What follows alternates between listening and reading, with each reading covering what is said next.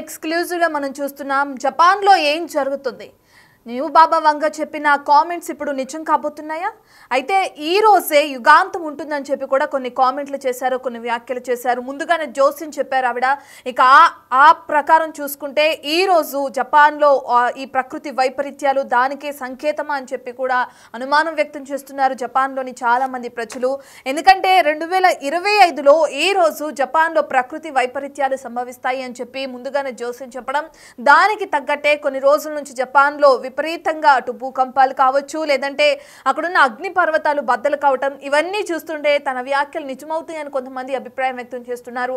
మరికొంతమంది ఇదంతా ప్రకృతి వైపరీత్యాలు, ఇటువంటివి జరగడం సహజమే, ఇవన్నిటిని తీసుకువెళ్ళి అటు ఒక వ్యక్తి చెప్పిన సూచనల ప్రకారమే జరుగుతుంది అనుకోవటం తప్పు అని చెప్పి కూడా మరో పక్కన సోషల్ మీడియాలో చర్చ అయితే కొనసాగుతుంది. ప్రస్తుతం మనం చూస్తున్న విజువల్స్ జపాన్లోని షిన్మోడాకి అగ్ని పర్వతం బద్దలు కావడానికి సంబంధించినవి.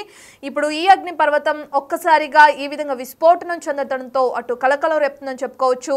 సుమారు ఇది 2-3 రోజుల క్రితం బుధవారం అని చెప్పుకోవచ్చు. బుధవారం అర్ధరాత్రి అగ్ని పర్వతం నుంచి దట్టమైన పొగ కమ్ముకుంటూ కూడా మనం ఫస్ట్ బాక్స్ లో చూస్తే ఏ విధంగా అయితే అగ్ని పర్వతం విస్ఫోటనం చెందిందో దానికి సంబంధించిన ఆ పిక్చర్ ని చూస్తున్నాం.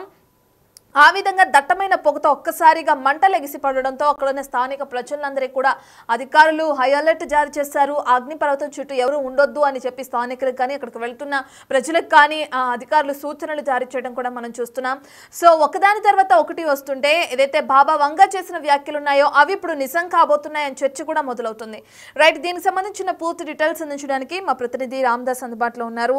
రైట్ రామ్దాస్, మనం చూస్తున్నాం ఒక పక్కన ఆవిడ చేసిన వ్యాఖ్యలే నిజమవుతాయా అని చెప్పి కొంతమంది అభిప్రాయం వ్యక్తం చేస్తున్నారు. మరో కొంతమంది ఈ రోజే ఆవిడ చెప్పినట్లుగా యుగాంతం జరగాలి కదా, మరి ఎందుకు జరగలేదు, ఇదంతా ఫేక్ అని చెప్పి కూడా కొట్టి పారేస్తున్నారు.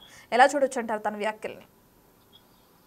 ఇప్పుడు రియో త్సుకి మాంగా ఆర్టిస్ట్ బాబా మాంగా చెప్తున్న అంశాల ప్రకారం ఇప్పుడు విపత్తు సంభవించే ముందు ఖచ్చితంగా ఏదో ఒక భారీ సూచనలు ఉంటాయని చెప్పింది. దాని ప్రకారం ప్రస్తుతం జపాన్ లోని కిరిషిమా పర్వత శ్రేణిలో ఉన్నటువంటి మౌంట్ షిన్మో ఎడాకి అగ్ని పర్వతం అయితే బద్దలైన పరిస్థితి. సరిగ్గా ఇది 2వ తారీఖు అంటే బుధవారం నాడే ఆ రోజు మధ్యాహ్నం 3:30కు బద్దలైంది. ఇది పరిణామంలో ఒక్కసారిగా జపాన్ వాతావరణ సంస్థ కూడా 3వ ప్రమాద హెచ్చరిక జారీ చేసి అప్రమత్త స్థాయిని కూడా పెంచిన పరిస్థితి.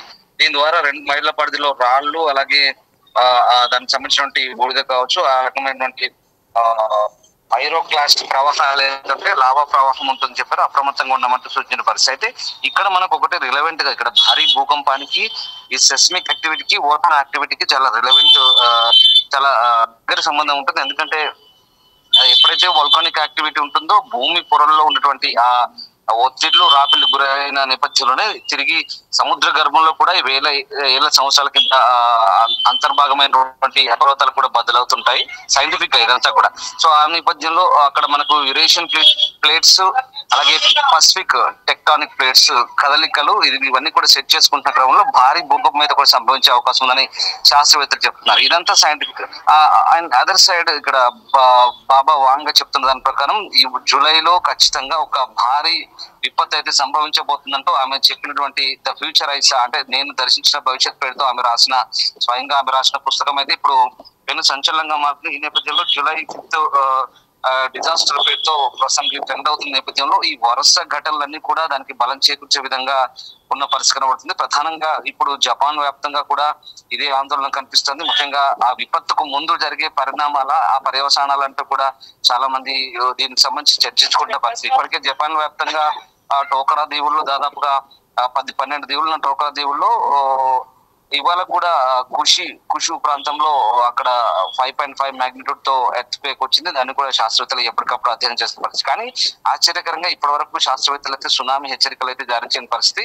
ప్రధానంగా బాబా వాంగ చెప్తున్నటువంటి ప్రెడిక్షన్ ఏదైతే ఉందో దీని అంతటి కూడా అంటే శాస్త్రవేత్తలు ఖండిస్తున్న పరిస్థితి. ఇప్పటివరకు అయితే దానికి శాస్త్రీయ నిరూపణ లేదు, ఆధారం అంటే లేదు అంటే వాళ్ళు ఖండిస్తున్న పరిస్థితి. కానీ చాలా మంది మాత్రం చాలా క్లియర్ గా దీనికి సంబంధించి ఒక వాదన లేవనెత్తున్నారు. ఖచ్చితంగా గతంలో తాను చెప్పిన అంశాలను చాలా వరకు నిజమయ్యాయి.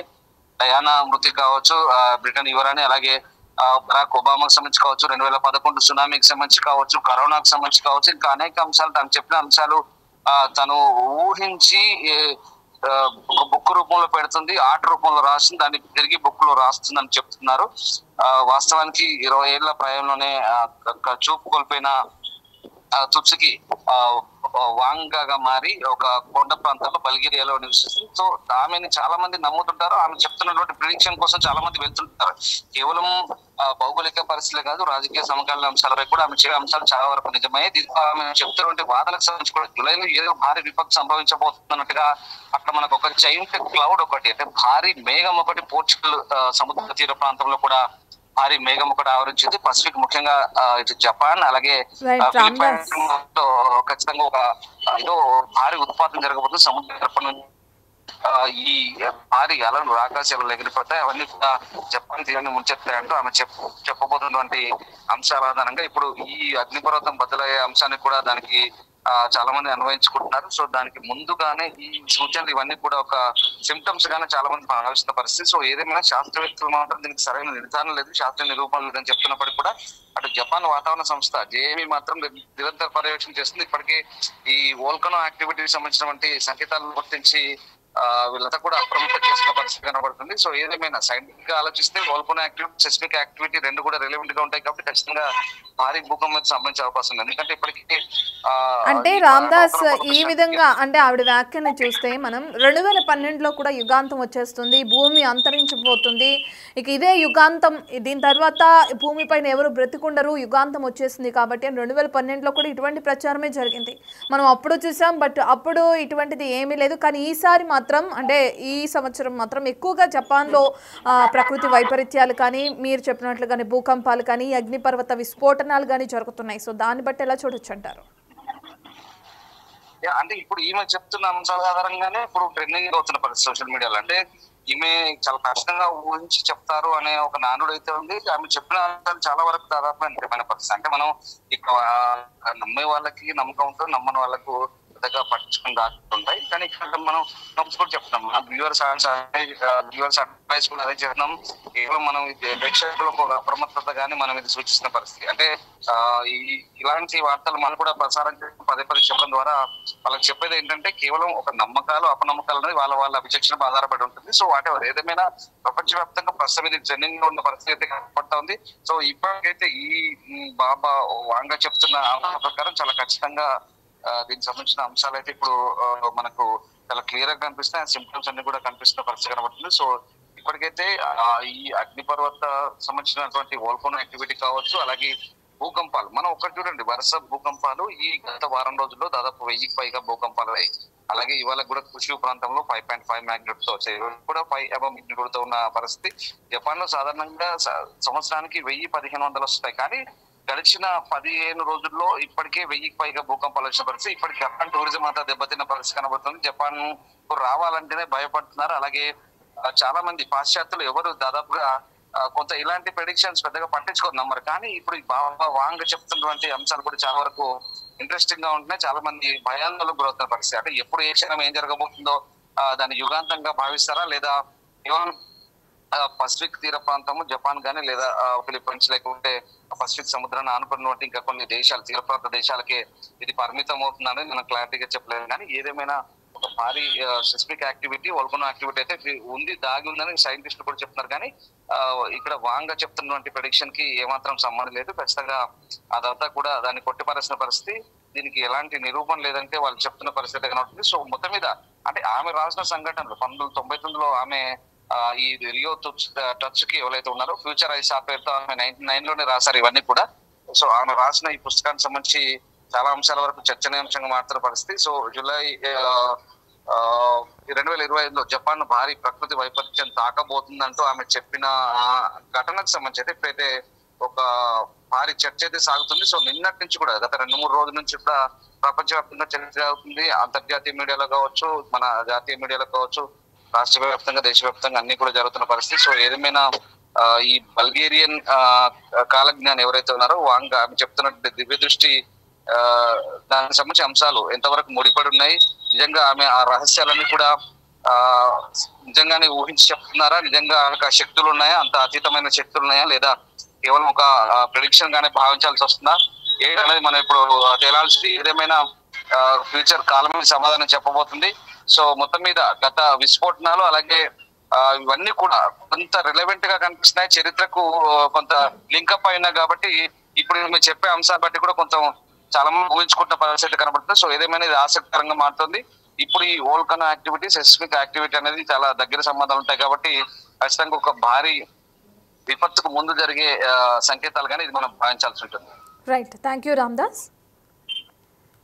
రైట్, ఇక మనం చూస్తున్నాం జపాన్లో ఎప్పట్లాగే కొన్ని వేల భూకంపాలు అనేవి సంభవిస్తూనే ఉంటాయి. అందులో భాగంగా గత కొన్ని రోజుల నుంచి కూడా జపాన్లో భూకంపాలు అనేవి రావటం కానీ లేదంటే అక్కడున్న అగ్నిపర్వతాలు విస్ఫోటనం చెందడం కానీ జరుగుతున్నాయి.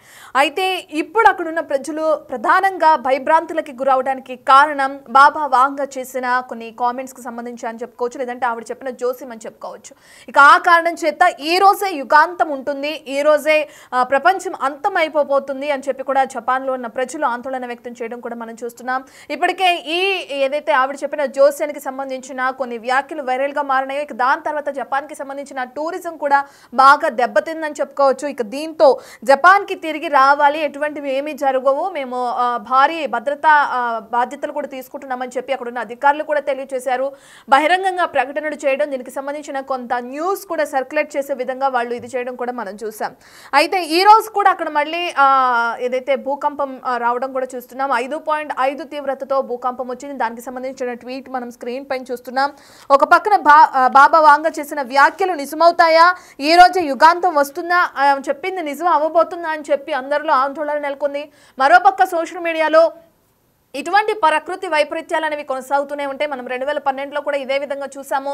సో ఎవరో చెప్పిన జోస్యాన్ని నమ్మి మనం గుడ్డిగా ఇప్పటి నుంచే భయభ్రాంతులు చెందొద్దు, భయానికి గురి కావద్దు అని చెప్పి కూడా సోషల్ మీడియాలో చర్చ జరుగుతుంది. ఇక ఏదేమైనప్పటికీ ఇదంతా ఫేక్ న్యూస్ అని కొట్టిపారేసే వాళ్ళు కొంతమంది ఉన్నారు. ఇక ఇప్పుడు వస్తున్న భూకంపాలు కానీ అక్కడ జరుగుతున్న అగ్నిపర్వత విస్ఫోటనాలకి సంబంధించి కానీ నిజంగానే ఆవిడ చేసిన జోస్యం, ఆవిడ చెప్పిన జోస్యం కూడా నిజమవబోతుందని భయభ్రాంతులకి గురవుతున్న ప్రజలు కూడా జపాన్లో ఉండడం కూడా మనం చూస్తున్నాం. ఏదేమైనా బాబా వాంగ చేసిన వ్యాఖ్యలు ఎంతవరకు నిజమవుతాయి ఏంటి అనేది మనకు తెలియాల్సిందే.